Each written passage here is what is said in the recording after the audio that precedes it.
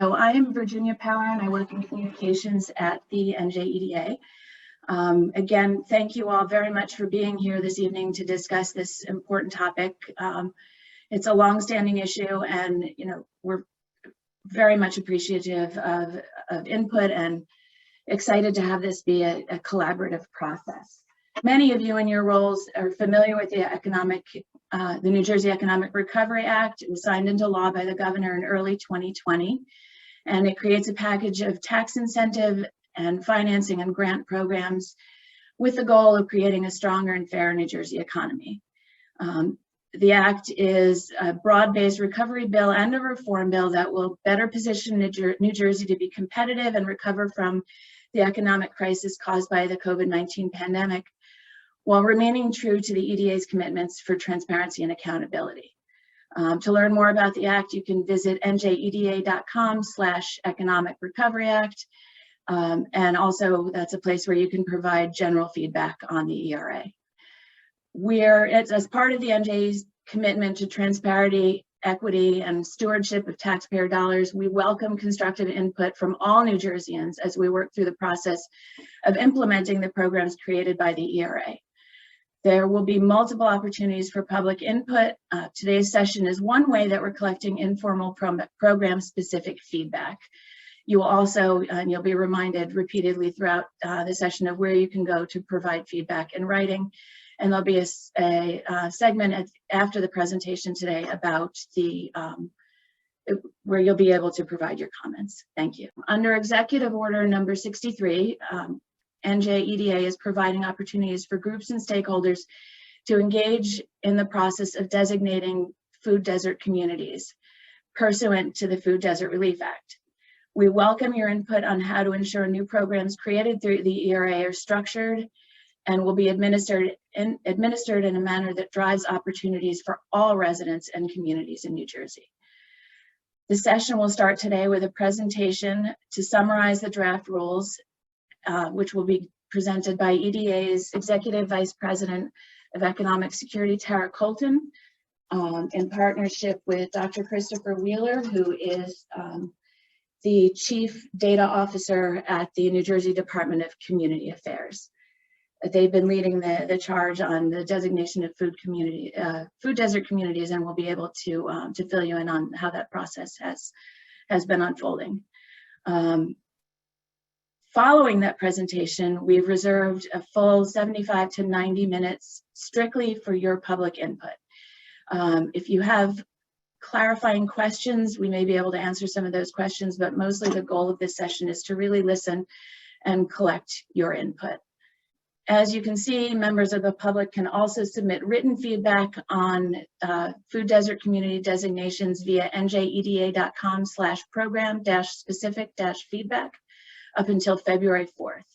Just a few guidelines around our public feedback policy. Once we open the floor for comments, you can submit comments verbally using the raise hand function in Zoom or in writing through the Q&A feature. If you have comments rather than clarifying questions, we strongly encourage you to ask them verbally, because everyone can benefit from the responses to your questions and from your input. We will not be accepting comments until the presentation is completed. Anyone who wishes to speak during the public feedback period should use the raise hand function. I will acknowledge each speaker in the pipeline, and in the order the hands are raised, and we'll open your microphone to make your statement. To ensure that we have a chance for everyone to speak their mind, each speaker will have a maximum of 3 minutes to speak and should limit the input to matters pertaining specifically to the ERA of 2020, the Food Desert Relief Act, or the proposed food desert community designations. Each member of the public will have one opportunity to provide remarks. If time remains at the end of the session, we'll reopen the opportunity for additional remarks. Please don't expect to engage in a dialogue. Again, our goal is to gather input, and we may be able to respond to some clarifying questions. And we ask, and this is never an issue, but we ask that everyone just maintain proper decorum and courtesy, and provide your remarks in a civil manner. So with that, I'll turn it over to Tara Colton and Dr. Wheeler, who will talk through the food desert community designation list and provide some background and some context on that methodology. And the full methodology, including the data and the list, are available on our website again at njeda.com/program-specific-feedback. Thank you, and Tara and Dr. Wheeler, welcome. Thank you so much, Virginia, and good evening, everyone. I hope this finds you safe and well and warm. Really grateful that you'll be spending some time with us this evening. We are going to be spending some time walking through the presentation. I'm joined by the incomparable Dr. Chris Wheeler, Chief Data Officer from the Department of Community Affairs, and we are going to provide an overview that highlights a number of the themes that are detailed on the website that include an overview of the proposed 50 food desert communities, the map of where those are located within the state of New Jersey, the methodology, which Dr. Wheeler can describe in more detail, and really provide hopefully a sort of basic set of information, and then we will, as Virginia said, really reserve the bulk of this evening to hear from you. So we're very much looking forward to it. This has been something that we've been eager to put forth once we had a set of materials that were ready for public distribution, and we are really genuinely eager to hear folks' feedback. So just to reinforce, the Food Desert Relief Act is part of the Economic Recovery Act of 2020 that Governor Murphy signed into law about a year ago. The Economic Recovery Act, or the ERA, includes about 15 programs that the Economic Development Authority, the EDA, is authorized to administer. Probably about half of those programs are revised and we believe significantly strengthened programs that are similar to initiatives that the EDA has historically operated, and about half of them are brand new. And we're very proud and excited that the Food Desert Relief Act is something that is new to New Jersey and new to the EDA, and something that I think is particularly important to emphasize, that the sort of the notion of supporting and addressing food insecurity and combating food deserts and working to address hunger throughout the state is something that really aligns with Governor Murphy's commitment to a stronger and fairer New Jersey, as you certainly heard anyone who listened to his State of the State yesterday, but also really important to recognize that this is an economic imperative. And so this is not only the moral thing to do, it's the right thing to do and the smart thing to do. So in terms of a snapshot, if you look on the right-hand side of this slide, just giving a general sense of the scale of hunger and food insecurity in New Jersey. Many New Jerseyans, including many children, don't know where their next meal is coming from. I know that many of the participants on this call are deeply aware of this and have both data and anecdotal experience with these issues. We have certainly seen food insecurity in New Jersey accelerate and expand and evolve during the COVID crisis. And so as we work to develop the Food Desert Relief Act, which was also championed by our partner Speaker Coughlin, we really felt the need to ensure that we had a broad toolkit of resources that could be deployed to try and address these issues.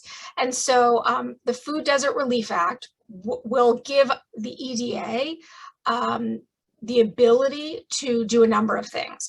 One is to support the development and operations of new supermarkets and grocery stores in food desert communities in this new designation that we'll be discussing today. However, we also felt it was critical to work to strengthen existing assets within communities. Things like corner stores, bodegas, food co-ops, smaller retailers, farm stands. So the Food Desert Relief Act allows the EDA to provide grants, loans, and technical assistance to support existing stakeholders who are focused on food security, including many different types of food retailers, with a number of tools with a specific focus on equipment and technology. There is also an explicit focus in the Food Desert Relief Act on the shift to e-commerce. Certainly, I think if this this law had been written 5 years ago, I don't think this would have been nearly as much of an area of focus, simply because the world hadn't changed and the way that groceries and food of all types is provided and delivered hadn't accelerated in the way that it has over the past 2 years nationally and globally, and certainly right here in New Jersey.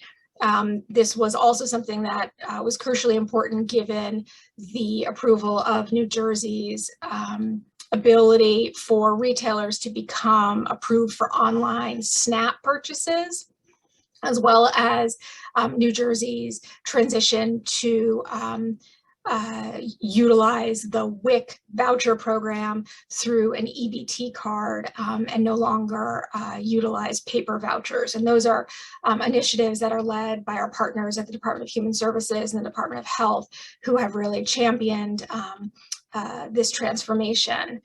And then, broadly speaking, the Food Desert Relief Act gives the EDA, working with our partners, particularly the Department of Consumer Affairs, Department of Community Affairs, and the Department of Agriculture, to really think broadly about strategies and solutions to address food insecurity. And so this set of tools and set of interventions that we will be able to deploy is, we think, catalytic and something that could have tremendous and sustainable impact over the next several years. The Food Desert Relief Act gives the EDA up to $40 million a year in tax credits, but it also gives the EDA the ability to sell those tax credits and then use the proceeds to support grants, loans, and technical assistance. So that's $40 million a year for 6 years. So a total value of $240 million, which is an enormous investment and something that we truly think can have long-lasting impact. As we work to build out the programs and products that will be deployed as part of the Food Desert Relief Act, one of our very first orders of business, and something that we've spent the last number of months very deeply focused on, again, in partnership with Department of Community Affairs, Department of Agriculture, Department of Health, Human Services, and our partners in the legislature, is really looking at the notion of this new definition, which is a food desert community designation. You'll see a lot of acronyms in here. You'll see a new one probably, which is FDC, that stands for Food Desert Community. What we are directed to do under the Food Desert Relief Act is to designate up to 50 food desert communities. That each community itself has to be a contiguous area, but the law does not provide any other requirements in terms of the size, scope, or population contained within each of those food desert communities. So it does not say it has to have this many people, or it can only have this many people, or it has to be urban, or you can only have this many. The only physical requirement is that each individual food desert community be contiguous among itself. There are a number of data points and statistics, and Dr. Wheeler will get into this in much more detail, about indicators that signal the presence of a food desert and signal communities where there are high numbers of folks who are experiencing food insecurity. As you'll see, as Dr. Wheeler gets into more of the methodology, we are also under the law allowed and permitted to consider other data points. And so, as you'll see, we have taken a broad and comprehensive approach to what a, quote, food desert, unquote, means. Most notably, if anyone who's participating is familiar with the U.S. Department of Agriculture's definition, which I imagine much more than the average person on the street, the people on this call probably do know what that means. Our definition is broader and really considers food accessibility, food affordability, not just the presence or absence of large-scale food retail. That is certainly a huge factor, but it's not the only factor, and you'll hear in a moment from Dr. Wheeler about the other elements that we considered. I also want to emphasize that under the law, the EDA may designate up to 50 food desert communities, and then every 3 years may add additional communities to this list. So we have spent a very significant amount of time over the last several months working on this, crunching data and considering a lot of different factors, and that is what we're really proud to present to you today. So with that, I'm going to turn it over to Dr. Wheeler, who continues to be just an extraordinary partner in this work. Dr. Wheeler. So thank you, Tara. And I just want to say it's been a wonderful pleasure to work with some of our state agency partners in this designation process. And we're really excited to be able to share with you the methodology that we use to designate these preliminary food desert communities. So as Tara mentioned, we approached this by looking very closely at the statutory guidance from the Food Desert Relief Act as to what is a food desert, what we should consider in those definitions, and what kind of metrics should we examine in identifying a food desert in New Jersey. So we started with some metrics that were inherent within the Act that you see listed there under from statutory guidance. These included things such as poverty, supermarket access, vehicle access, municipal distress through the Municipal Revitalization Index, and health indicators. So supplementing that, we did a comprehensive literature review on food deserts to really determine what the academic community is saying as reliable indicators of food deserts from prior studies on the subject. And we identified a wide array of other indicators, everything ranging from walkability to housing quality to racial demographics, access to public transportation, and income and employment. So we pulled a series of metrics that kind of align with those concepts that we saw from the literature review. And then finally, we really wanted to get a good grounds up view of what might signal a food desert in New Jersey. So EDA had a very robust request for information process that solicited input from the public as to what might signal a food desert community. And we used the results of that process to identify some additional metrics that we considered in the designation process. And that included access to unhealthy food retailers, measures of income relative to the cost of living, public safety indicators like the municipal violent crime rate, and internet access. So we really approached this by bringing in a wide array of different metrics from each of these different categories to start with the analysis. So we took each of these metrics and used a statistical technique called factor analysis. And this is used to really signal the presence of a kind of a latent dimension within the data. So the theory, our theory was these indicators should be jointly correlated to each other, and that joint correlation would signal the presence of a food desert. So after running several iterations of factor analysis and kind of distilling the results, we came up with these sets of indicators as good indicators of food deserts within the state of New Jersey using New Jersey data.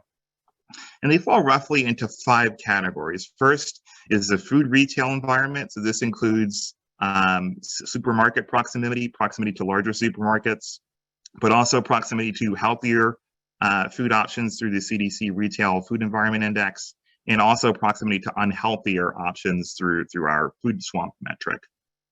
We looked at demographic characteristics such as concentrations of single mother households, racial demographics, and educational attainment. We looked at economic factors ranging from income, poverty, reliance on public benefits, and also some health factors. So we included the percentage of the population that is obese and is rating their health as poor or fair. And also some community factors. So this included everything from the walkability score to internet access, housing cost burdens, and crime rate, among other things. So we kind of used all of those variables to create what's called a food desert factor score, which measures the degree to which a particular neighborhood has food desert characteristics as emergent from New Jersey data. So in designating areas, we started with a couple of considerations as to the size of the food deserts. So we decided on a minimum of 1,000 residents, such that the food desert would be of reasonable size for the benefits, grants, and loans that would be offered to serve the residents of that community, and a maximum of 50,000 residents to ensure that no food desert was gargantuan in size, such that resources could be efficiently and adequately distributed to the food deserts in line with their actual population size. A single municipality could have more than one food desert community if the food desert areas were not geographically contiguous, or a geographically contiguous food desert community within the municipality can have within the municipality that has more than 50,000 residents. We did allow for food desert communities to cross municipal borders. So there are some that do bring in several different municipalities that's still coming under that 50,000 resident cap. And to really ensure geographic diversity, we included the highest scoring food desert community in each county on the list to ensure that every community, every county within the state received an opportunity to receive the resources made available by this act to serve its food desert communities. Returning to the factor score, we scored every block group in the state based on its characteristics of being a food desert. And we ranked each of those block groups, and then started with the selection of the highest ranking block groups within the state. And then we added to those contiguous block groups that had strong food desert characteristics, and then created some connector block groups to ensure that the food desert communities were contiguous areas, as mentioned in the statute.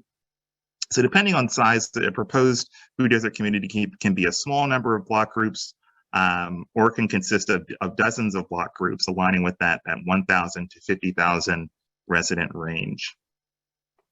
Every block group receives an individual food desert factor score that ranges from 0 to 100. Higher scores mean that there's more of a food desert quality to that block group.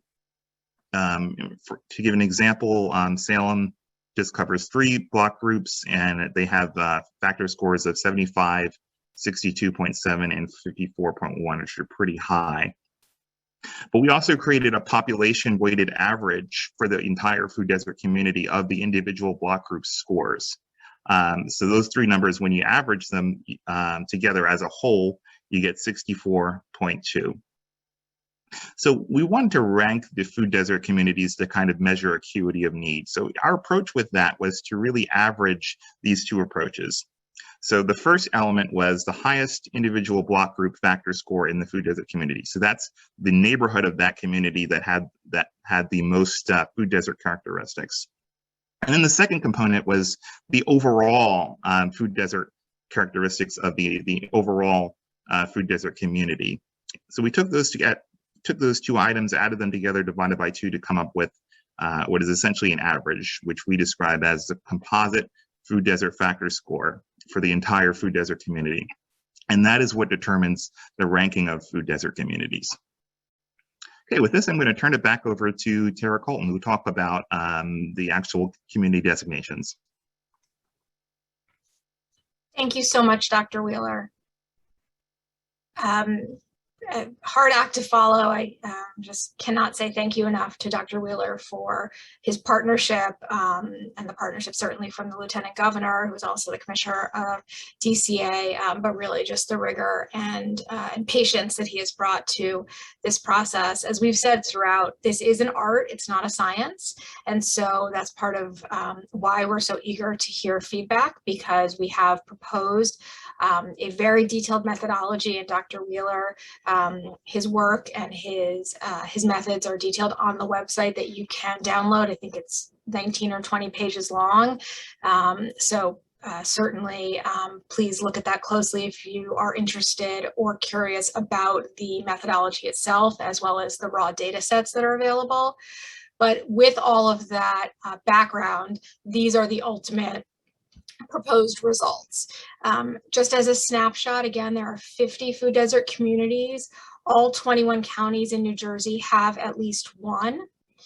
I want to emphasize this next point because I know it's a little confusing the way that the data is presented. When you see the name of a municipality on the list, what that is referring to in most cases is only a portion of that municipality. So Dr. Wheeler talked about the block groups, which are smaller than census tracts and are essentially neighborhoods.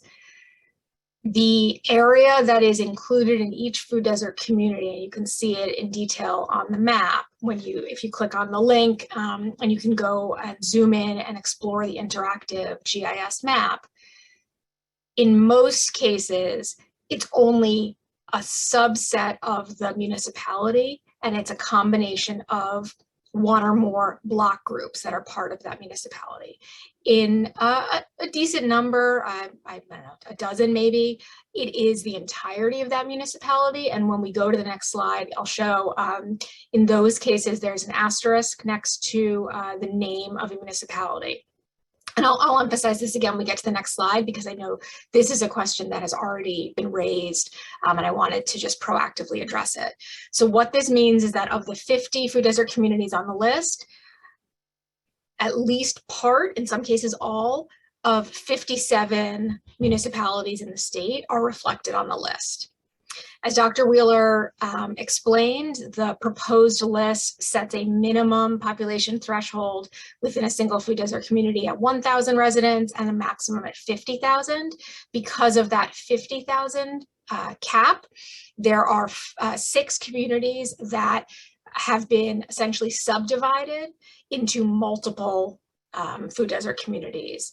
So Camden, Elizabeth, Lakewood, and Patterson each are proposed to have 2.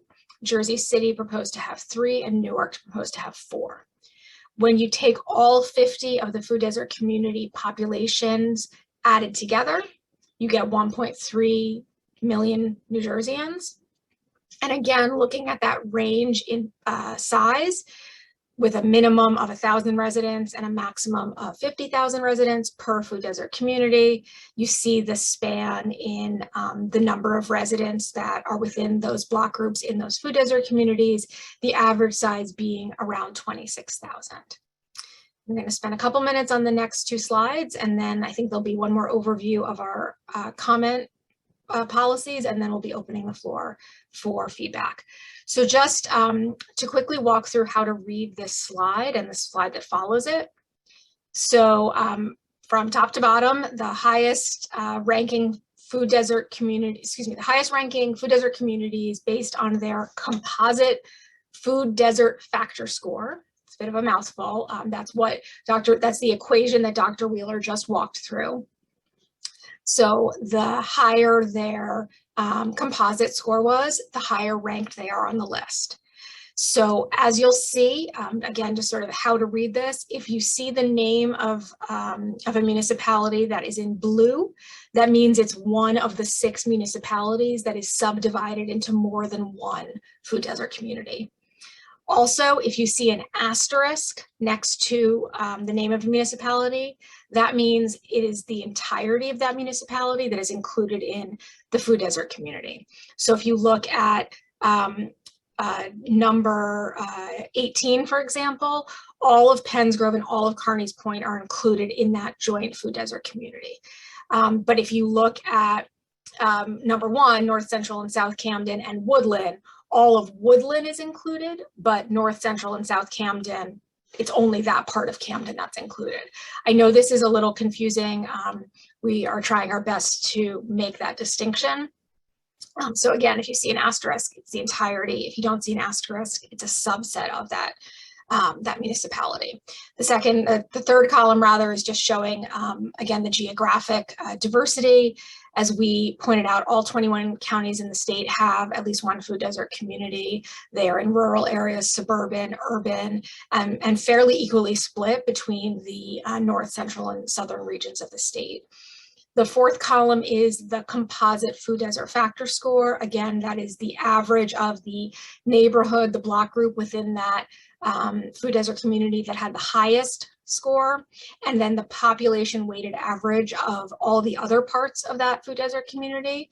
You put those two numbers together in that equation, and that's the score that you get. And then lastly, the column on the right is the number of people who reside, again, only within the parts of that municipality that are part of this designated food desert community. So again, if you added up all the numbers on the right-hand column of both lists, you would get 1.32 million New Jerseyans. To clarify, blue means it's subdivided, it shows up more than once. Asterisk means it's the entirety of the municipality. And again, you're seeing the composite food desert scores continue to go from highest to lowest to determine the ranking. With that, and knowing that this is a lot of the content that we've provided for download on our website, again, the map is accessible. There is very detailed methodology. There is, you can download all of the raw data sets, and you can download an overview of this list. I believe we have reached the end of the presentation, and we are going to now move into the public comment portion. Thank you very much, Tara Colton and Dr. Wheeler. We really appreciate, first of all, the extensive background and also your exhaustive work on this important topic. First, we'll go to Theo Spencer. Theo, if you could unmute yourself and introduce yourself and let us know where you're calling from, that would be terrific. How you doing? My name is Theo Spencer, and I'm calling from Camden. Based on your food desert list, I live in the highest ranked food desert area. I used to be on the school board here, and I've run for office here a few times. And I'm familiar with this food desert issue in the city of Camden. I think the one thing that I would like to bring up is the fact that, you know, I think sometimes we lose sight of the fact that when you call a community a food desert, you are making a commentary on people's diet and dietary choices. And so what happens a lot of times in Camden, you really can't fix this issue because you've opened up with saying something negative, essentially, about what people eat and how people eat. And when you go through our school system, we don't really have any systematic way where we are teaching people how to eat or anything about nutrition. You know, I'm a product of the school system. We learned how to cook when I was in school, but those are all but erased from all of the school's curriculums across Camden. So you're really kind of in a situation where you want to improve people's eating choices, but you really don't have any way that you're teaching people anything about nutrition. And so ultimately, no matter what you do, you haven't organically created any sort of demand. So yes, I would like people to eat more green vegetables, but if you haven't been taught how to cook green vegetables, you know, why would you ever ask for a green vegetable to be in your corner bodega? Or how could you make that demand on your store? I mean, and the other part of it is even if I go to a market and I pick up, you know, collard greens, well, if I haven't really been taught anything about nutrition, I may still couple that green vegetable with all of the foodstuffs that are the issues that this whole food desert discussion started from, which was, you know, people's eating choices are leading to all these health issues that people have that are very expensive and make them less productive, you know, later in life.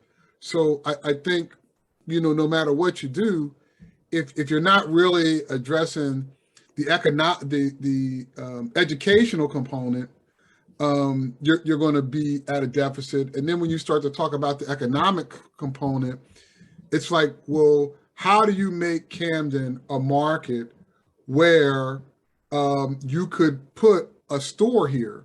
And that's going to raise some other interesting questions, because right now, the way that we typically address this is we basically subsidize the market in some way. We figure out, okay, well, you grow vegetables and you grow fruits. We're going to subsidize a market for you in some place in Camden. And that's really not a sustainable model, because when the money runs out, then what do you have? So the bigger question becomes, economically, how do you make Camden a market that makes it desirable for a store to come in without all of the economic incentives, where you're basically paying them to come into a community like this? So there's a lot of, nuances. There's a lot of pieces there that you gotta sort of factor in as you're addressing this. Otherwise, in a few years, after the money runs out with this program, you're still going to have the same sort of food desert issues that you kind of, put this together to try to address. Okay, thank you very much, Theo. That's very substantive input, and we appreciate it. Thank you. No problem. Next up, we have Tony Sadiq Lexton. Tony, if you could just introduce yourself and let us know where you're calling from, that would be terrific. Hi, can you hear me? We can. Hi, my name is Tony. I'm a real estate agent at Keller Williams. And I have a question. I love what Theo said. I love his comments. I agree with all of that. I have a question on the other side of that. One of the things that we opened up with was talking about grants. One of the challenges that I'd like to see us address, if that hasn't already been done, is that when grants become available, when the opportunity arises for people to open up farm stands and set up gardens and do delivery services and things of that nature, I'd love to see an opportunity for the people that live in the food desert to be able to take advantage and kind of do some starting of their own businesses. Now, everyone will raise their hand and say, "Ooh, I would love to start a bodega. I'd love to open up a corner store. I'd love to do a farm stand," but they don't have any experience in doing that. And so I'd love to see something where those things are taught. For example, when the PPP loans came out and the EIDLs, many people who own businesses were kind of doing them at a cash basis, didn't know what a P&L was. And if they did know what a P&L was, they didn't know how to put one together. And so oftentimes we found that they missed out on getting a PPP loan just because they didn't know the terminology. They weren't running their business in that way in terms of accounting. And so I'd love to see something built in where we teach those who would like to be business owners and take advantage of some of the funding that's going to become available, teach them how to put together a substantive business, put together marketing plans, do those things so that they can take part in what is going to be happening and thriving in their own community. Terrific. Thanks, Tony. I think Tara Colton would like to jump in for a moment. Thanks, Virginia. Just wanted to chime in quickly on that point, Tony, and thank you and Theo both for your remarks. On the notion of teaching and training in the Food Desert Relief Act, there is going to be an opportunity for the EDA to establish a technical assistance fund, and that will provide technical assistance to support the development of a number of efforts around creative strategies to address food insecurity. And so really appreciate the feedback that you've provided there. Thank you. Thanks very much, Tara and Tony. Next up, we have Joel Berg. Joel, if you could just briefly introduce yourself and let us know where you're calling from, that would be really helpful. I am Joel Berg. I'm the CEO of Hunger Free America. We're a nationwide anti-hunger advocacy and direct service group, and I personally and we have done a lot of work in the great state of New Jersey. First of all, I want to thank the state for taking a leadership role in this. You're opposed to really being a national leader on addressing food deserts. I want to disagree with a previous speaker. I don't think the main problem is nutrition education. Our experience, and we've run community-supported agriculture projects, bringing fresh, healthy produce into low-income neighborhoods, very low-income neighborhoods. If you build it, they will come. If you make healthier food affordable and physically available and convenient, low-income people will consume it. I want to stress, though, that there's a lot of data out there that food deserts may not be the determinative issue of whether people buy healthier food or not. There's relatively new data from the USDA Economic Research Service that perhaps the worry about food deserts alone may have been overestimated, and that the real problem is people can't afford healthier food.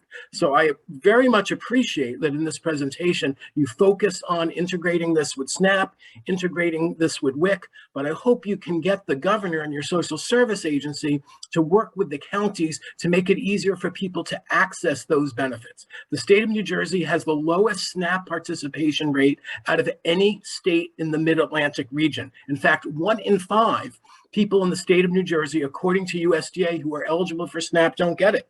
The WIC participation rate for pregnant women and children under 5 is also very low.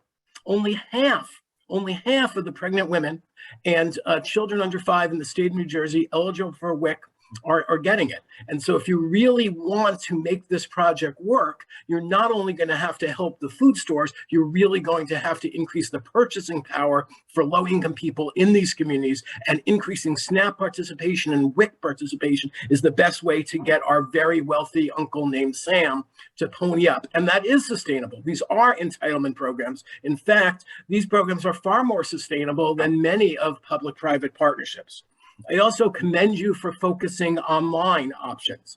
Brick and mortar stores are in trouble, and we need to try to help them, but we also need to make online options more viable in food deserts. So I hope you can press USDA to not only provide technical assistance to farmers markets, as they're doing for online, but also bodegas, corner stores, medium-sized stores, and also press USDA to make sure whatever technology fixes they have incorporate the double up programs that happen at farmers markets and some supermarkets and other stores.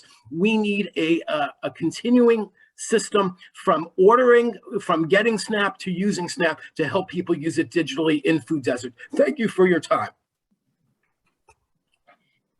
Thank you very much, Joel. Next up, we have Nancy. I'm going to butcher this name. I apologize. I believe it's Peavovar. Nancy, if you could briefly introduce yourself and let us know where you're calling from, that would be terrific. Yes, that's correct. Thank you. It's Nancy Peavovar. I'm calling from Plainfield, New Jersey. I already submitted some comments online. First, I don't want this to be taken as a criticism. I just want to help you broaden some of what the documentation that you've provided. Plainfield is listed as number 44. And I believe that 44 listing absolutely needs a second look and needs a recalculation. The map that's attached also needs to be reevaluated. I now understand the criteria that was used, but if I compared the census map of the severe distress or non-metropolitan Plainfield census tract map, over 25% are in poverty, and the NJEDA draft map does not include that portion of the census tract. I live in that part of the census tract. The census tract map is an area of Plainfield where people walk everywhere. The NJEDA map shows areas where people live in residential neighborhoods who have access to cars and money, and if they cannot get to a supermarket, they can order food online and get food delivered to their door. I also noticed on the NJEDA map the 2 areas of Plainfield that have access to non-major food chain markets are included in the food desert map. Newark and Camden are divided into sections, but Plainfield's not. I live in the western end, which is pretty unique. I've lived here over 30 years, and I witnessed the closing of banks, pharmacies, butcher shops, bakeries, and major supermarkets. For the last 40 years, my family has had to shop for food out of town in neighboring Middlesex County, about 11 minutes away. And it was recently in the newspaper that market is going to be closing. And this will put even more people in Plainfield in a food desert, and the figures in the draft document will not be correct. Not only will Plainfield be affected, but also Denellen, Greenbrook, and Middlesex. Incentives to e-commerce supermarkets are necessary and important for the servicing of food desert communities and should be strengthened. Supermarket chains, there's a major one that does deliver to home. I've used it for over 2 years, and I've been fortunate because I can afford to do so. Recently, I noticed that they allow for SNAP eligibility, but incentives should be in this process to cover the cost for fuel, delivery, and labor costs for and credit for those charges. They do charge quite a bit of money, and there's also delivery minimums and should be considered, and incentives offered to offset those charges. There is one specific company that will deliver in my neighborhood, but there are other companies that will not, for whatever reasons, I don't know. Plainfield certainly does have ethnic food stores, but they are small and are directed to a specific demographic. My time's almost up, so I'll come back later if there's time. Thank you. Terrific. Thank you very much, Nancy, for your input. If I could just remind everyone that rather than providing any input in the chat feature, if you could either raise your hand to make your comments verbally or submit them in writing via our website so they can be gathered and considered along with all the other feedback. Next up, we have Darryl Jackson. Darryl, like everyone, I just ask again that if you could briefly introduce yourself and let us know where you're calling from. Sure thing. Am I, excuse me, can everyone hear me? We can, yes, thank you. Good evening. I'm calling from Paterson, New Jersey. I'm a resident here, and I am also part of the resident advisory board that was formed by the Passaic County Food Policy Council here in here that meets, well, that used to be here in Paterson, but now it's all, I believe it's still virtual. I took a couple notes, so I'll just read straight from there. Hopefully I'll get them done and without too much commentary before 3 minutes. First thing I want to say is that I think that we should all try to get used to using the term, first of all, one of my concerns is the terms that we're using, healthy versus nutrition. I think that we should realize that people are healthy when our food is nutritious. So our food isn't healthy, our food is supposed to be nutritious. And people are supposed to be healthy because of our nutritious foods. And so we are usually unhealthy because we're not eating nutritious foods. There are reasons for low applications for SNAP, but this speaks to my next point, which someone mentioned that this is an art, not a science. One of the reasons that one of the reasons for the low SNAP, or one of the reasons we might not understand the low SNAP application status or whatever that problem is, I'm trying to speak quickly, is that there are reasons within the application process that hinder applications and people handing those in.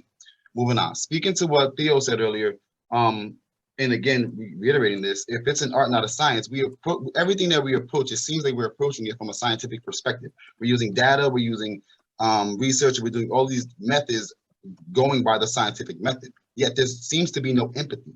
We're not going to the communities to speak to the communities and find out what they feel and how they define some of these terms. More specifically, something like a food desert, like Theo was saying earlier. This also might speak to what Nancy was saying. I don't know, I hope so, but I hope everyone consider this. And the food desert is defined very scientifically, has no heart to it. It doesn't consider some of the things that we're all discussing so far. Like, for example, the definition, I see all the variables and I like them and how they designate the areas, but comparing them to definitions like a supermarket when you talk about these things versus a major food chain market, which is what is important in these areas that we're discussing. So having a supermarket like, for example, Price Right versus a supermarket like ShopRite, which is owned by ShopRite. ShopRite doesn't want its brand in our community, so rather would put Price Right there and still take our money, and then offer lower quality foods at Price Right. So that's not what we consider or want to consider a supermarket. Also, we have so many smaller markets around that when you consider distance and transportation to the smaller markets that don't offer quality foods, and we still have to travel further away to get quality foods that aren't expired and foods that are ethnically appropriate, these things aren't taken into consideration. Thank you very much, Darryl. We appreciate your input and your point of view. Next up, we have Jennifer Clayton, I believe. I Yes, apologize. that's okay. But So if yes, you could quickly introduce yourself and let us know where you're calling from, that would be really helpful. sure, of course. My name is Jennifer Burnskadafiotis. I'm calling from Rutherford, New Jersey. I'm an adjunct professor at Montclair State University in the Department of Food Science and Nutrition Education. And I've devoted most of my career to nutrition education having to do with obesity, as well as nutrition for children. And one of the reasons I've done this is because when I was in grad school, one of my professors commented that the CDC had released a statement stating that children born after the year 2000 would be the first generation of Americans to die at a younger age than their parents if the obesity and overweight epidemic was not addressed. My daughter was born in 2002. That hit me very hard. And it was at that moment that I decided to include nutrition education for children in what I already had as nutrition education and obesity help for adults. So I have been trying since 2010 to get nutrition education to children and to their parents, because no one has ever taught us as parents or our children how we need to eat as we age, what the changes are. And I have tried at every level, including the mandated health screenings that every school has to do. The school nurse has to do it every year for our children, with a blood pressure, height, and weight screening. And when I have done research and interviewed the nurses, they all said that they didn't have the resources to guide the parents when a report came back that the child was gaining weight or needed to change their eating habits. They just don't have the resources there or the tools. There are no tools for them to send out. So along with the food deserts, that's most definitely a problem, but education is a big part of this, as Mr. Spencer had stated in the beginning. We just have never been taught how to feed our kids. And that's something that I hope can be included as part of this policy and some of the funding made available to address that and take it forward from there. So I'll leave you there. If anyone would like to reach out to me to ask for more information about this, you can go to www.kids.com so I can talk to you more about the resources that are out there, and I'd love to help you. Thank you, everyone. Thank you very much, Jennifer, for your input. Next up, we have Adele La Tourette. Adele, if you could please quickly introduce yourself and let us know where you're calling from. Sure, Adele La Tourette, Director of Hunger Free New Jersey. I really just wanted to piggyback on what Joel said. Hey, Joel, nice to not see you or hear you. And he's absolutely right. I think it's really important when looking at the food desert and looking at the data, the underlying data, to look at people who are participating in SNAP and WIC, but I think it's equally as important to look at the number of people eligible but not participating, because that really is, we need to look at the structures that administer these programs and really look at the numbers that are reflected in potentially eligible and not participating. Those numbers equally tell a story of need and tell a story of the work we have to do in front of us. That's it. Thank you. Thank you very much, Adele. And next up, we have Jim Shee. Jim, if you could introduce yourself and let us know where you're calling from. Thank you, Virginia. Hi, everyone. Good evening. My name is Jim Shee. I'm the hybrid chair professor at NJEDA. My research area is in food supply chain. So currently, I'm working, leading my team to work with the USDA folks on a relevant topic like this one, food desert with the low income and low accessibility. So this week we have been actively interviewing some, food retailers, grocers, or even for food distributors. So tomorrow I'm going to go to Camden to interview, four grocers to see their opinion. So I do have some questions on this program. First of all, it's very important. It's very critical. So definitely, we are looking, forward to any opportunity to work together or to bring some contributions. So I just want to know what kind of, from a research perspective, for example, as some speaker mentioned before, in terms of data science or business data science, or even for supply chain, food supply chain, distribution network. So what kind of research components we can bring in? So that's, anyway, so I just want to talk to you guys furthermore if there's any opportunity. So that's all for that. Thank you very much. Thank you very much, Jim. Next up, we have Joan Healy. Just one moment while I unmute you. My apologies.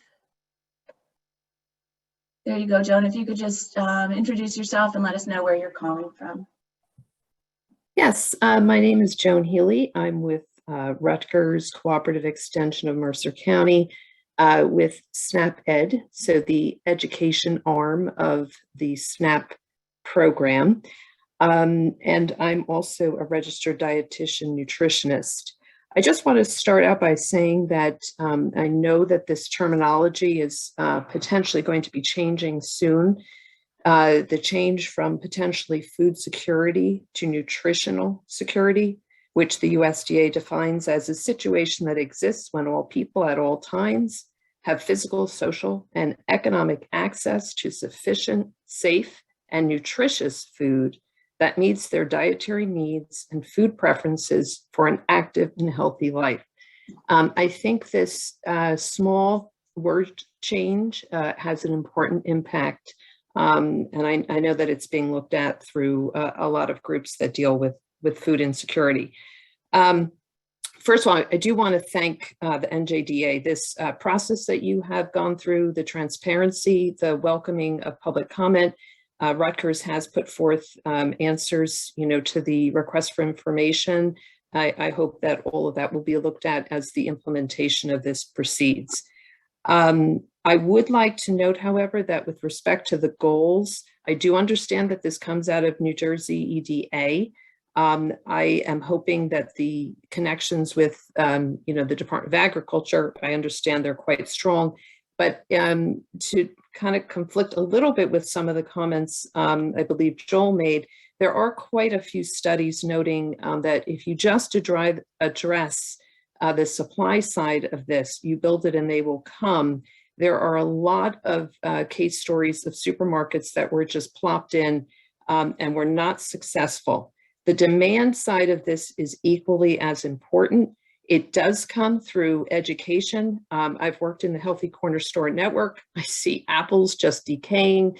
The only thing that seems to sell are potatoes and onions, very hardy type items. I'm not saying in all cases, but it is a bit of something that I see. There is the fourth goal that you have, identifying and facilitating innovative solutions. I'm hoping that those include widespread, tasting programs, education programs, incentive programs. I also want to note that food hubs and your focus on that would be critical and essential, and that food banks and how they have been able to improve over this pandemic with getting refrigeration is absolutely phenomenal to get this fresh, perishable food. They are going to need funds over time to fund those coolers that are really expensive to run. All good points, Joan. Thank you very much for your input. Next, we have Laura Cole. Laura, if you could introduce yourself and let us know where you're calling from, that would be great. Good evening. Can you hear me? We can, thank you. My name is Laura Cole. I'm calling from Newark, New Jersey. I am the food justice organizer for Clinton Hill Community Action, which happens to be located in the South Ward. I have a few questions in relation to the grouping and data used for the list. I'm curious as to why North and Central wards of North are grouped together, why single mother headed households and not single parent headed households seem to be used as one of the factors, and why access to local agriculture, community gardens, and farms seems to be excluded. Yeah, I think I can chime in on that. So we in the metrics that went into the analysis, we really drew heavily from the literature, and some of the literature had shown that concentrations of single mother households in particular was associated with a food desert. So that's what kind of drew that decision, including that those households in that analysis. I know there are non-single mother households, single father, single grandmother households. However, single mothers do tend to represent the majority of those single parent households. So there generally doesn't tend to be too much of a difference in terms of the percentage of households when you're looking at a single householder with children versus a single mother with children. With respect to the boundaries in the city of Newark, we drew the boundaries really to keep wards together as much as we could, because we wanted to preserve, keep neighborhoods together in their food desert areas. But we were also guided by the 50,000 population threshold, and that's what really drove our division of Newark. Those two, such that I think we came up with 4 different food deserts within Newark that were pretty close to 50,000 in population. We really didn't want to go over in that. So that's what really helped to determine those metrics. As far as the presence of farmers markets and other kind of informal, healthy food options, there was a challenge of lack of data, of good comprehensive data on the existence of these markets. So we really, those types of assets. So we really tried to cast a wide net, looking at supermarkets, convenience stores, smaller supermarkets, larger chain supermarkets, but also some healthy food options from the CDC's index. It was a comprehensive analysis that had been done, I think, in around 2011, 2013, that had looked at healthier options. So that was one of the components that went into the food desert analysis. So it is pretty diverse as far as the kinds of food access assets that we took into account in the designations. Terrific. Thank you, Dr. Wheeler, and thank you very much, Laura, for your input. Next up, we have Arlethea Brown. Arlethea, if you could introduce yourself and let us know where you're calling from.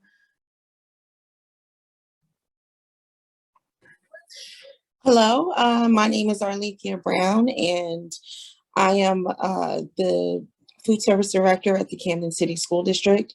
And I first want to thank all of my friends and partners that are on this call, and I wanted to pinpoint something that Theo Spencer had mentioned, and he talked about nutrition education. And I just wanted to share that nutrition education is extremely pertinent when we're talking about a food desert or a location like Camden City, like the Camden City School District sits in. I want to make sure that we are combining our resources and that we have an understanding that partnership is very important in the growth of nutrition education and nutrition and healthy options for our students in our community. When we talk about purchasing power and we talk about from a retailer perspective or a consumer perspective, is a key point that needs to be considered in terms of just elevating the wherewithal with our corner stores and our smaller markets that are located in our communities to help them with understanding what items should be in the front of the store and how to manage their food in the store, so that when folks walk into a store, they're not getting a rotten apple, but they're getting a fresh, delicious New Jersey Macintosh apple or sort. So I want to make sure that as a community that, again, we bridge the gap between townships and communities and city halls and organizations with schools, that we come together and we work to support one another. And I'm looking forward to hearing more about the resources and opportunities that will be made available so that we can, again, begin to rebuild and create policies that's going to support healthier initiatives in our community. So I would like to extend myself to whatever. That's why I'm on this call. Not only do I represent Camden City, but I also represent Pennsauken Town. And when I go into the one food market that we have in Pennsauken, and I can't go through an aisle without seeing expired food, that is a challenge. That is a problem. And that's what we're experiencing in cities and towns like ours. So again, thank you for the opportunity, and just thank you for bringing this up, so that way all of us can come together to, create a coalition that's going to support one another and increase healthier initiatives in our communities. Terrific, Arlethea. Thank you very much for weighing in. If I could just remind everyone to either comment verbally or post your comments in the Q&A or online via our website rather than in the chat. That would be really helpful. Next up, we have John Fagazi. John, if you could introduce yourself and let us know where you're calling from, we'd appreciate it. Hi, thank you. I've spent 25 years in the food industry. I worked for major supermarket chains through the years. We have a big issue in the supermarket industry. There's been tremendous consolidation over the years, and that has driven some of the retrenchment away from certain markets. But I've also, as a college professor, I know that education is really important. I also work for a major healthcare organization who's very much interested in food as a direction towards health. But I think to make this initiative happen, we're really going to have to get to the top down. And I think we have some super large food retailers, including Amazon and Walmart. You need the ShopRites, the Aholds, and all the major chains to kind of come together and see what their desire is to help solve this. We have to build partnerships. It can't be just driven by the food industry, but all the organizations who have an interest and have the wherewithal to want to solve this problem, we need to have a group together who can really work through all the details, because we could spend the entire night debating the theory and the terminology, but at the end of the day, we need some real plans that can make this thing happen. And again, it is kind of hard to believe that the number of people that have food needs. And we know that the food banks, every one of these sectors have done great work, but they've all done it on their own. And they need a mechanism to be able to create the partnerships so it doesn't fall on any one organization, any one nonprofit. And clearly education needs to do their part with the children who are in school right now, because learning about nutrition is critical. Jersey City has a program where they're growing greens with Aero Farms. Their biggest anxiety, they're going to give the greens away for free in the community, but they still have a concern that people are not going to eat the greens based on lack of nutritional understanding. There can be some ethnic preparation issues that come into play. So this problem is so complex. That's why it seems that nobody is able to take a crack at this and get it solved. But I think you have to start from the top. I think the state putting a commitment, Governor Murphy clearly has some tremendous vision, but everybody has to collaborate. Building partnerships is the only way that we can even make a dent in this problem. But I do think it's solvable, and I think it's solvable if we can find cooperative organizations to work together. Terrific. Thank you very much, John. We appreciate your input. Next up, we have Stacy Antine. Stacy, if you could introduce yourself and let us know where you're calling from. Thank you. Sure. This is Stacy Antine. I'm with Health Barn up in Bergen County. And I just want to say it's so great to hear everybody talking about nutrition education. I'm a dietitian. Happy to see some fellow dietitians on this call as well. And I just want to say, which is a perfect segue to John, is we have to think out of the box, and we've been doing that. EDA, we're participating in the EDA program for Sustain and Serve, where we're having restaurants deliver meals to pantries all over Bergen County. And as a dietitian, also holding that grant, we required that the restaurants have to have a balanced, nutritious meal. And then we actually made sure that happened with the protein, the vegetable, and the starch. And I think a groundbreaking idea, which is what everybody's talking about, greens available, foods available, is wouldn't it be like an amazing situation if we had a commissary kitchen in these communities where we're doing that on a pilot basis right now in Fairview, where the pantry gives us the raw ingredients, the carrots, the celery, the onions, the lentils. And rather than someone going in and not knowing what to do with it or not having the time to deal with it, we're taking it with our volunteers and we're making lentil soup and we're freezing it and putting it back into their freezers for their families.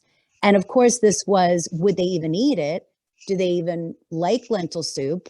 And they don't only, they just love it. Like they actually request it. And we've been doing it for 5 months. So this is this is like a radical concept of like, can you take food, turn it into healthy food? You can even start to engage the people to cook with you so that they in fact start to learn how to cook the greens, the proteins, plant-based proteins.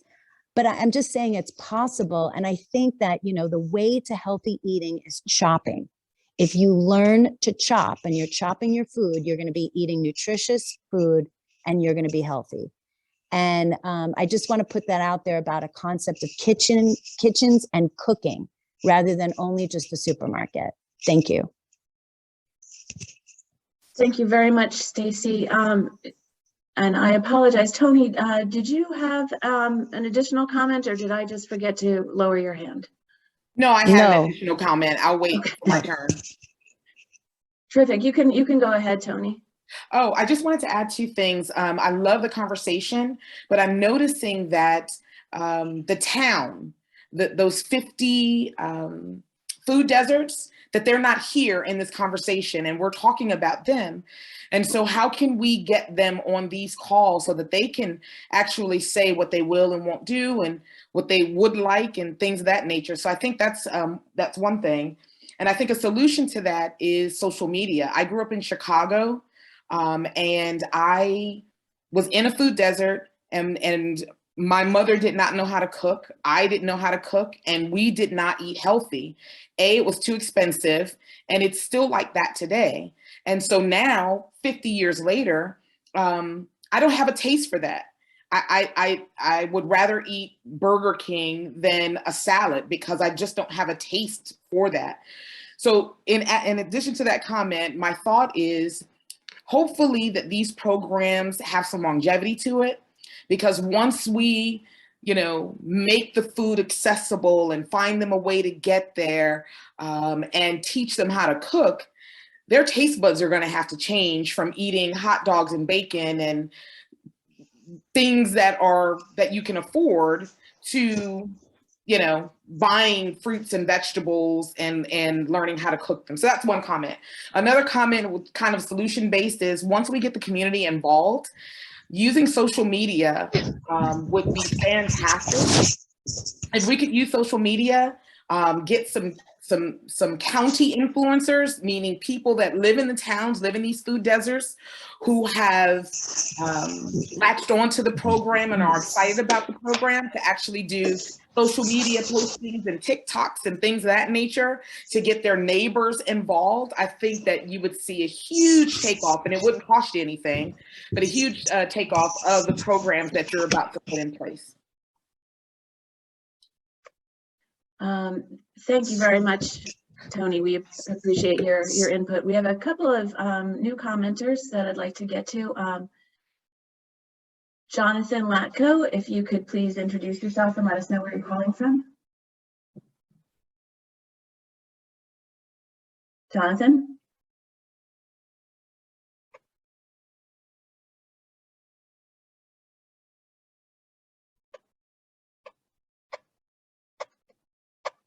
I think we might have lost Jonathan. Can you get me now? We can, yes. All right, sorry. I didn't know how to unmute myself. Now I know. I realize. So I do live city of Camden continuously for the past 15 years. Theo was one of the first commenters. You know, my biggest concern is, I've seen these sort of trends and fads like 10, 15 years, I don't know, 12 years ago, we were having the same exact conversation. And for like 3 or 4 years, a lot of funds were being sort of thrown at this. And I went through them all. It was crop sharing. It was Greensgrove was brought into Camden. It was, little farm stands. It was the Camden City Community Garden Club, which I was a part of. It kind of came and went. You know, people came in, filed the funds. When the funds dried up, everybody sort of left. So it's like frustrating to be here 12 years later. Smack in the middle is where I live of those three zones. I'm in the central part along the waterfront, and we're still dealing with the same exact issues. My concern is, again, that there's some short-term money here.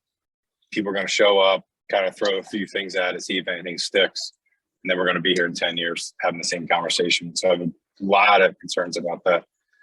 And everybody is part of all sorts of challenges and discussions. And, you know, models I've seen work, like you have to sustain the market. And Theo sort of touched on that, and others have too. The market's got to sustain itself. Sometimes you got to induce the market. Look, I have the means to buy better foods. And, you know, as the previous messenger just said, I still will crave McDonald's and French fries. And I shouldn't be eating that crap, but it's cheap, it's inexpensive, it's quick. You know, I got 4 kids. It's like you're running home from work and you're running from this to that. And I don't have time to sit there for 2 hours and do a meal, but that's what I should be doing. So it's like reteaching ourselves the culture of food, and that's really what it's all based on. I don't know. I don't know what the answers are. I'm not saying I know the answers, but my biggest fear is people are going to file this money in the Camden, make a few bucks, and then leave. And we'll still be left with, you know, no grander supermarket. Model that I saw work. I work at Temple University. Fresh grocer came in. It used the finances, I'll call it, of the students who come from around the country to go to school there, and it put a supermarket in North Philadelphia where there wasn't one. And so they used like sort of higher end foods, more expensive foods that they bought, but it allowed that supermarket to sustain itself because the margins are very thin on supermarkets. And none of the supermarket purveyors want to come to Camden because there's not a ton of money. We don't have new housing or anything like that. You know, it's a multi-layered approach that we have to look at. But, you know, I have grave concerns that the money will come and go and we won't have an answer. Great. Thank you very much, Jonathan. We appreciate your input. Next up, we have Jeff Quattrone.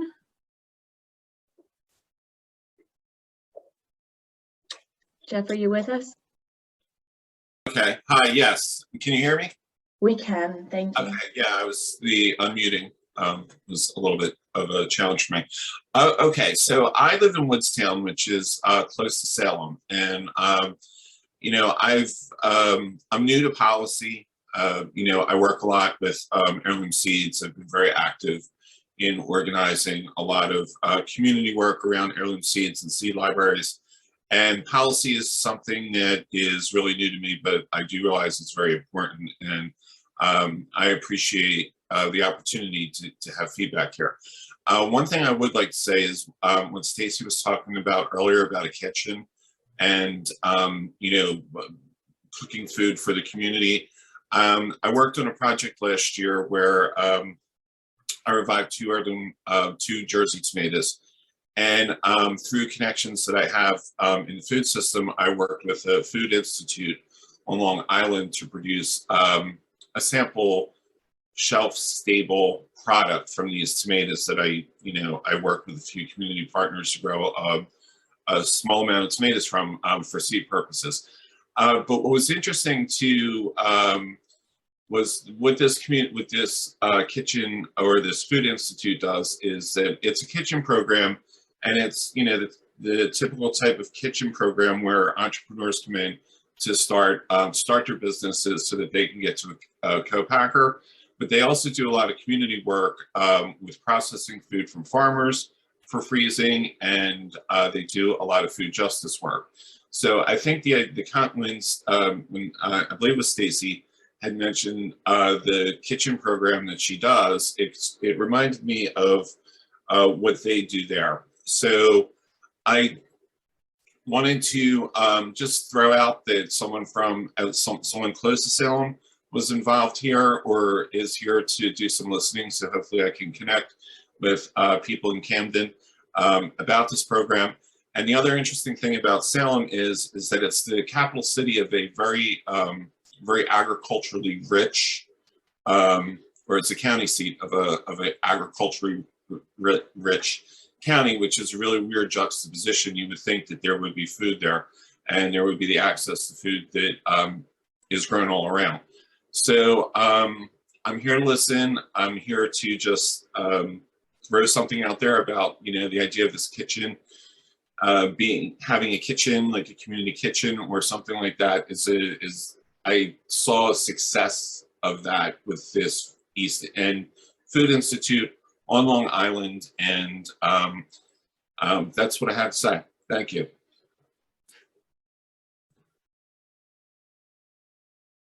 My apologies. Thank you very much, Jeff. We appreciate your input. We have a couple of return commenters. Let's go first to Theo Spencer. Yeah, I was just going to piggyback off of what Jonathan has said. I think one of the challenges in Camden is also, sort of navigating the politics. And, ultimately, Camden at one point was supposed to get 2 grocery stores. And then we found out from a report from the governor that one of the grocery stores was really just posturing to knock the other grocery store out of this market. And ultimately, we ended up with no grocery stores.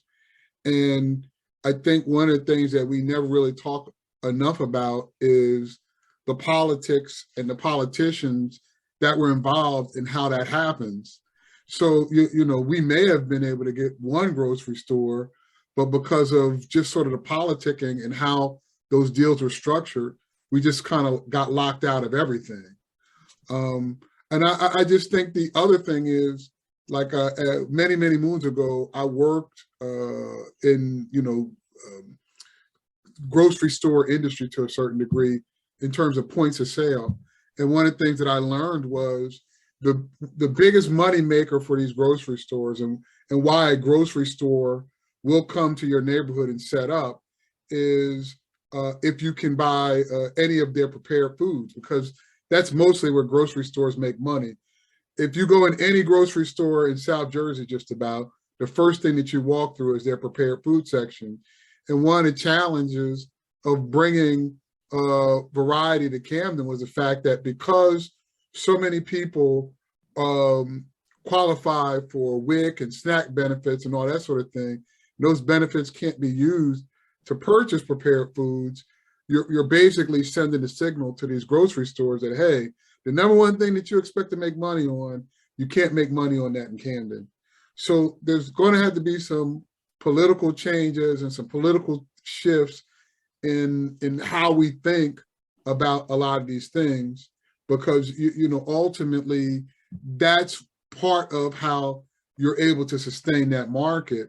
You tear down the barrier that certain groups of people have to access the food. Okay. Thank you very much, Theo, for your input. We have one more new commenter, and then we're going to turn it back over to return commenter. Cliff Moore, if you want to just please introduce yourself and let us know where you're calling from. My name is Cliff Moore. I'm Economic Development in Keansburg. I want to thank you for this opportunity, and I might be a little premature here. I know we're going through the public hearing portion now. What are the next steps, and do you have any timelines? Tara or Dr. Wheeler, would you like to jump in on that one? I can chime in on that. So in terms of timeline for the food desert community designation, the public comment period is open until February 4th. And then we will be reviewing the feedback that's been provided here tonight. We've all been taking furious notes, and we'll also be reviewing the recording of this, as well as the transcript that gets, or the feedback that gets submitted. We will be looking to bring a final set of recommended food desert communities for approval to the New Jersey EDA board, which meets next on February, I think it's February 9th is the next date of the board meeting. And if the board approves this, then that would essentially codify this to allow us to move forward with the next phase of work, which is issuing a series of rules and regulations about the actual programs that would be administered under the Food Desert Relief Act. So there will be a similar process throughout this year as we build out those programs and develop draft rules and regulations. So there will be another round of listening sessions that get scheduled to elicit feedback, and that'll be in the coming months. But certainly, I know Stacy Antine had mentioned earlier the Sustain and Serve program. One of the areas that we are working to be very attentive to is the reality that the numbers that I started with in the presentation in terms of the acuity of the number of New Jerseyans who are hungry or facing food insecurity. We want to continue to work to develop timely programs that can help in the short to medium term as we work to go through the process to stand up this program, which will run for 6 years. And so we're trying to balance those two agendas. Thank you very much, Tara, and thanks, Cliff, for your question. We just have 2 quick return commenters. First, we'll go to Darryl Jackson. Hello, I just typed it up real quick because I thought I was going to put a feedback, but I'll just really quickly. This seems to drive. Oh, wait a minute. First of all, Tony, I think it was. Hi, I'm here from Patterson. One of the food that is, unfortunately, it's not the whole city, and that's part of what I wanted to talk about. And I'll start with believing that transparency is important, and I believe that most would agree. The problem is how we all define transparency, organizations defining transparency versus the community defining transparency. And that can be at odds with each other because the community, the organization may want to put out what they feel is important or whatever the case may be. Whereas if the community doesn't know their plans from the very beginning, and instead you're using data about the community, it kind of creates a divide right in the inception of the idea. So I believe that this speaks to transparency. I believe addressing the community at this point seems a little bit under the savior complex realm, which the community a lot of times complains about when programs come into the community without having considered the community. We kind of feel like, well, you come in with this whole savior complex because you didn't even consider us. You may feel you considered us, and I'm not talking about you, I'm talking about in general, the umbrella of organizations who do the work in the communities, but then fail to realize they didn't consider the actual residents, the people within those communities.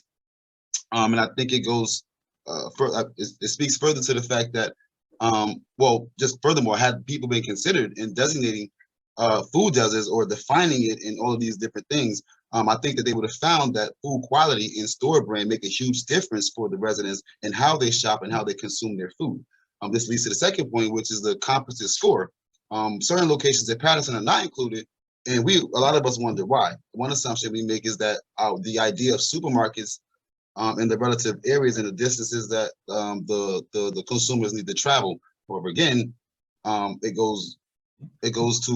just sounds like it's a way for the government or programs to gerrymander or redline where the money goes. I might agree that Patterson is not a food desert if the price right that's in one of the areas not considered a food desert was a shop right, because the quality would be different. The experience would be different. We would want to shop at a shop right because our families go to shop right outside of Patterson because it's shop right versus the price right and things like that. So other than that, or let's say, for example, if 90% of the supermarkets weren't owned by Spanish people or more than 90%, then we may not have situations where the stores are cheating the customers because the Spanish buyers may not be reading the receipts or looking at the labels and things like that. Or other ethnic backgrounds may be able to get more appropriate foods for them and their families. So in making a change to eating nutritious food, if we think about making the change to eating nutritious food, like quitting smoking, then it might be a little bit easier. Someone talked about, well, I'm on the road, my child is with me, fast food is just easier. Well, if they're quitting smoking, would you give your child, would you use that as an excuse to give your child one in order for you to have it, or whatever the case may be? I'm going quickly because I know what, my time is up. I'm sorry. Yeah, if you could wrap up, Darryl, that would be terrific. Sure, really quickly. I just think that we used to prepare food for our children before the food programs in the schools now, and mothers used to prepare bottles and things like that for their babies. And it just seems like things got more complicated and things take more time. And now we have excuses not to do them anymore. Now let's just go get fast food because it's faster, it's cheaper, rather than doing the preparation we used to do. And I think that society has come onto us in a way that kind of hinders us from doing those things because of stress factors, and that goes into other realms. I'm done. I appreciate your time. No, thank you, Darryl. We appreciate your thoughtful input. Just a couple more return commenters before we wrap up. Nancy Peavovar, please. Yeah, thank you. I'll be quick. I appreciate everyone's comments, and I appreciate Darryl's comments, and I think Tony's comments. The situation at Plainfield is similar, I guess, maybe to Patterson and the other inner cities. Recently, we also lost the fresh fruit and vegetable market that is within the food desert area that was designated, which I disagree with. And they're going to replace it with apartments. And Plainfield's population is increasing due to the number of apartments being built. And unless the projected number of new residents are included in the draft list, then the designation of Plainfield as being 44, in my opinion, is statistically way off. We also recently lost another market just outside the borders of Plainfield and South Plainfield, and they went further south. So that's even a further distance. And somebody put in the question in Q&A about maps are deceiving. I live in an area that is the economically distressed area. My family's lived here for over 70 years. I haven't moved. I don't want to move. I like the diversity. But if anybody was to look at my map and where I live, I could be considered close to highway supermarkets. But if you're a senior citizen like myself or other people, you don't want to drive with all the traffic and be involved with all the people. And also, I want to go back to e-commerce. The company that I use that has been good to me during COVID and that will come to my house and not afraid to come to my house, their warehouse is all the way in Jersey City. I was surprised when the drivers told me that they have to drive. One of the drivers is from Plainfield. He has to drive to Jersey City to pick up food to distribute. And they do 28, they've been doing 28 runs a day, and the pressure on those drivers is huge. But 28 miles, there also has to be consideration to have the warehouses close by with the freezers and everything so that they don't have to go so far, because we're not going to have a lot of box stores anymore. And I think this is the way it's going to go. And people like myself, the delivery charges should be considered for incentives and also delivery minimums. There are people that can't afford the $60 or $80, $90 that are the delivery minimums and may need things, but they just can't get them delivered to their house. And please don't forget the senior citizens. Thank you. Thanks very much, Nancy. And finally, we'll go back to Arlethea Brown. We may have one more commenter after that. Thank you. I'm glad that Nancy just said that. I did want to reiterate, please don't forget about our seniors. So I do want to highlight that. But I do have a couple of questions. And I wanted to share with everyone that please consider that we're still in a pandemic. Prior to schools reopening, we were serving 80,000 meals a week, breakfast, lunch, dinner, and snack for our students 7 days a week. Once we reopened schools, those meals went away. While we're providing our regular breakfast and lunch meals, we can only do dinner and snack if there's an educational component tied to the after school programming. So if there's not any, then we're not able to serve those meals. We're in a food desert. We absolutely should be serving meals to our students 7 days a week. We should be able to provide dinner and snack meals to our students right now, and we're not able to do that. So Virginia and Tara, please consider working with the Department of Agriculture to ask them to make some changes so that we're allowed to serve those additional meals to our students during those times when schools are in fact closed. So again, thank you for your time, and I really appreciate everyone on this call, and I just can't wait to talk to you, Theo. Okay, all good points, Arlethea. Thank you. And to wrap things up, we have Janine Cava. Janine, if you could introduce yourself and let us know where you're calling from.